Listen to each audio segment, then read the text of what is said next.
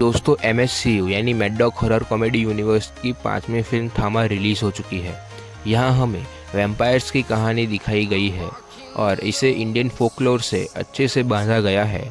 ऊपर से यहाँ पे बहुत सारे कैरेक्टर्स के कैमियोज भी बताए गए हैं जो कि आने वाली मूवीज़ के लिए बहुत इम्पॉर्टेंट है। अगर आप इस मूवी को अच्छे से समझना चाहते हैं तो इस वीडियो को एंड तक ज़रूर देखिएगा। तो आइए बिना किसी देरी के शुरू करते हैं।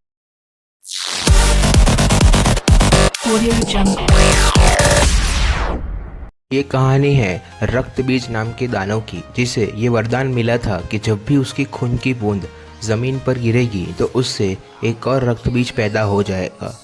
और जब माँ काली और रक्त बीज का युद्ध हुआ तो माँ काली ने रक्त बीज का खून पी के उसे मार दिया। लेकिन मूवी में ऐसा नहीं है। मूवी में बताया गया है कि माँ काली ने बेतालों का निर्माण किया, जिससे बेतालों ने रक्त बीज का खून पी लिया और माँ काली ने रक्त बीज को मार दिया। लड़ाई के बाद बेतालों को एक नया काम सौंपा गया कि उन्हें पृथ्वी पे अच्छे और बुरे दोनों लोगों का संतुलन बना के रखना होगा। इसलिए वो बेताल पृथ्वी पे चले गए। वहाँ पर वो अच्छे इंसानों की रक्षा करते थे और बुरे लोगों को मारते थे। फिर 1947 में जब भारत आज़ाद हुआ तो कई दंगे हुए, जिससे अच्छे और बुरे का फ़र्क ही मिट गया। तो उन बेतालों ने ये नियम बनाया कि अब के बाद वो किसी भी इंसान का खून नहीं पिएंगे, बल्कि सिर्फ जानवरों का ही खून पिएंगे। लेकिन यक्षासन नाम के एक बेताल को ये बात मंजूर नहीं थी। वो उन सभी बेतालों का सरदार यानी कि थामा था।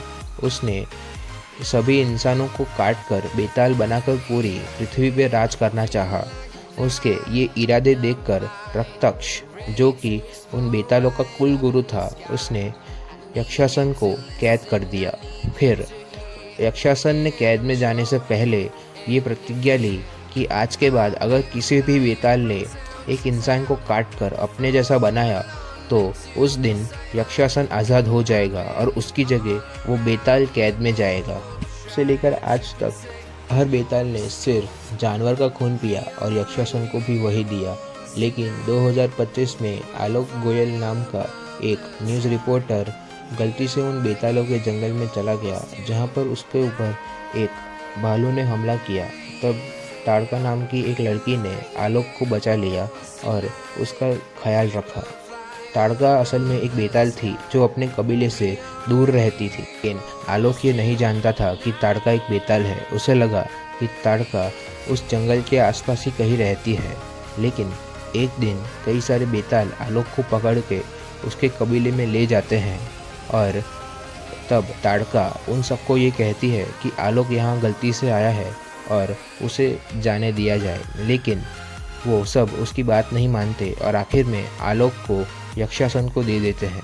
वहाँ पे यक्षासन आलोक को मारने ही वाला था। तब ताड़का उसे बचा के जंगल के कॉर्नर में ले आती है जहाँ से वो जा सके। लेकिन अब आलोक ताड़का से प्यार करता था और वो उसके बिना जाना नहीं चाहता था, इसीलिए ताड़का भी उसी के साथ उस जंगल से चली जाती है। फिर आलोक और ताड़का दोनों दिल्ली चले जाते हैं, जहाँ पे उसके घर पे उसके माता पिता उसकी मौत का शोक मना रहे थे। लेकिन तभी वहाँ पे आलोक जिंदा आ जाता है और अपने माता पिता को अपने हादसे के बारे में बताता है।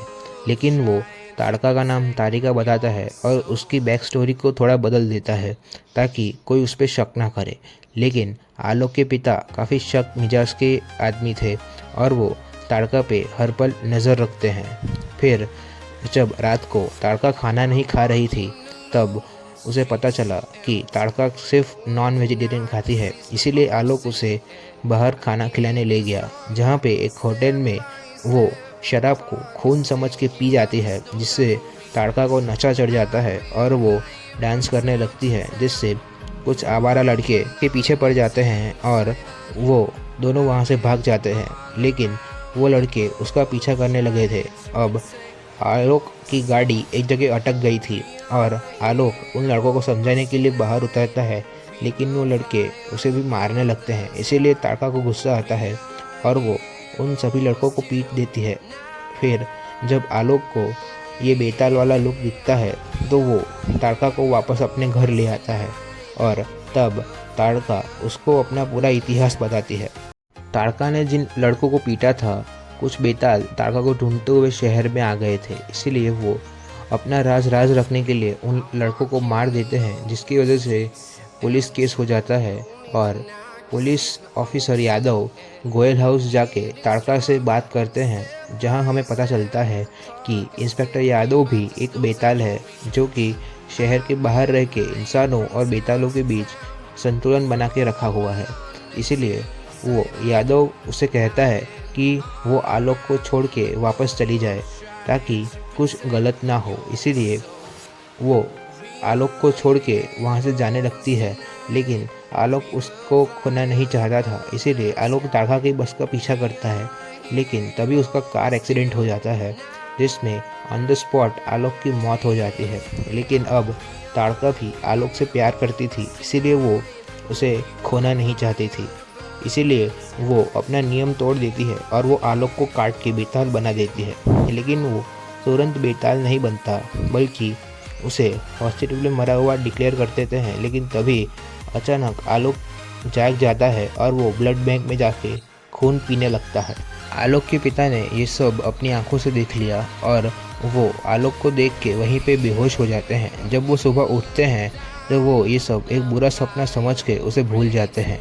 लेकिन दूसरी ओर आलोक को जब होश आता है तो वो ताड़का पे गुस्सा करता है कि उसने उसे काट कर अपने जैसा बना दिया। ताड़का अब आलोक से प्यार करने लग गई थी और वो आलोक को ये सब बता देती है, जिससे आलोक उसे माफ़ कर देता है और अपना ये नया बेताल रूप स्वीकार कर लेता है, जिससे अब आलोक पूरी तरह बदल गया। उसके अंदर काफ़ी ताकत आ गई, वो काफ़ी फुर्तीला हो गया था और वो अब अमर हो गया था। दूसरी ओर वहाँ कबीले के लोगों को एक जादुई संकेत मिलता है कि किसी ने उनका नियम तोड़ दिया। तभी यक्षासन सब समझ जाता है और रक्ताक्ष को कहता है कि वो ताड़का को पकड़ कर ले आए और उसे आज़ाद कर दे। आलोक और ताड़का अब दोनों प्रैक्टिस कर रहे थे और आलोक सब सीख रहा था। जब वो घर में आते हैं बालकनी के थ्रू तो उसके पिता उससे सब सच पूछते हैं। तब आलोक अपना सच उसे बता देता है। तब आलोक के पिता ताड़का पे गुस्सा करते हैं और वो उसे ठीक करने के लिए एल्वेस करीम प्रभाकर यानी कि मुंजिया के उस कैरेक्टर के पास जाते हैं जो भूत भगाता था। अब वहाँ पे जनार्दन ऑलरेडी मौजूद था, यानी कि जना, जिसे हमने स्त्री 2 में देखा था। वो यहाँ पे भास्कर की प्रॉब्लम लेकर आया था कि जब से भास्कर ने भेड़िया बन के सरकटे को मारा था, तब से वो पूरी तरह से भेड़िया नहीं बन पा रहा था और इसके लिए एल्विस उसे कहता है कि उसे एक बेताल का खून पीना पड़ेगा, तभी वो ठीक हो पाएगा। लेकिन अब एल्विस का ये मानना था कि बेताल एक्सटिंक्ट हो चुके हैं। लेकिन तभी वहाँ पे इमरजेंसी केस को लेकर आलोक के पिता आते हैं और उसे आलोक की इस कंडीशन के बारे में बताते हैं। तब एल्विस कहता है कि इस बीमारी का कोई इलाज नहीं है, बल्कि उसे ये स्वीकार करना पड़ेगा कि आलोक अब एक बेताल बन गया है। एल्विस को अब भास्कर की बीमारी का इलाज मिल गया था, इसीलिए वो जना को सब कुछ सच बता देता है और वो भास्कर को आलोक के पीछे भेजता है। फिर भास्कर आलोक के पास जाके उसका खून मांगता है, लेकिन आलोक मना कर देता है। तभी वो दोनों लड़ने लगते हैं और उस लड़ाई में आलोक आसानी से जीत जाता है। लेकिन फिर वो मजाक में एक बूंद खून भास्कर को दे देता है, जिससे भास्कर भेड़िया बन जाता है और इस बार वो 10 गुना ज़्यादा ताकतवर हो गया था। भास्कर आलोक का पूरा खून पीना चाहता था, इसलिए वो हाथ धो के उसके पीछे पड़ जाता है। तभी वहाँ पे ताड़का आती है जो आलोक को वहाँ से निकाल लेती है और वो इंस्पेक्टर यादव के पास जाती है और सब कुछ सच सच बता देती है। जिसके बाद यादव उसे कहता है कि जब तक भास्कर आलोक को मार नहीं देगा वो शांति से नहीं बैठेगा। इसीलिए आलोक की सेफ्टी के लिए वो लोग एक पार्टी में जाते हैं, जहाँ पे इंस्पेक्टर यादव आलोक को खून पिलाता है, जिसमें वो नशा वाली दवाई दे देता है, जिससे आलोक वहाँ बेहोश हो जाता है। तभी यक्षासन के आदमी और इंस्पेक्टर यादव ताड़का पे दबाव डालते हैं कि उसे अब वापस जाना होगा, क्योंकि उसने नियम तोड़ा है।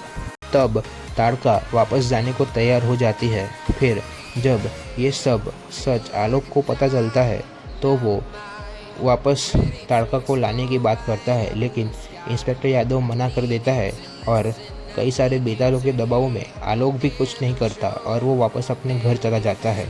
तब आलोक के पिता आलोक को कहते हैं कि अब उन्होंने ताड़का को माफ़ कर दिया है और वो दोनों साथ में रह सकते हैं। इसीलिए वो उसे कहता है कि उसे भी अपने सारे नियम तोड़ने पड़ेंगे ताकि वो और ताड़का दोनों साथ में रह पाए। इसीलिए आलोक उस बेताल वाले जंगल में वापस जाता है जहाँ पे वो यक्षासन की बेड़ियाँ अब ताड़का को पहनाई जा रही थी। तभी वहाँ पे यक्षासन से बात करने आलोक आता है, लेकिन यक्षासन उसकी बात नहीं मानता और लड़ाई चालू कर देता है। लेकिन आलोक उसके साथियों को आराम से हरा देता है।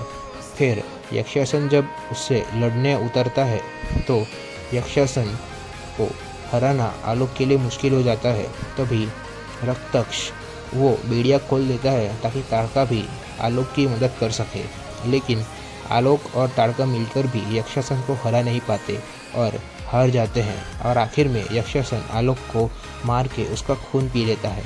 तभी वहाँ सामने काली माँ की मूर्ति से उनके हाथ में एक दिल था जहाँ से एक एनर्जी बाहर आती है और वो आलोक पे गिरती है, जिससे आलोक रिवाइव हो जाता है और इस बार कई ज़्यादा शक्तिशाली हो जाता है और वो यक्षासन को हरा देता है।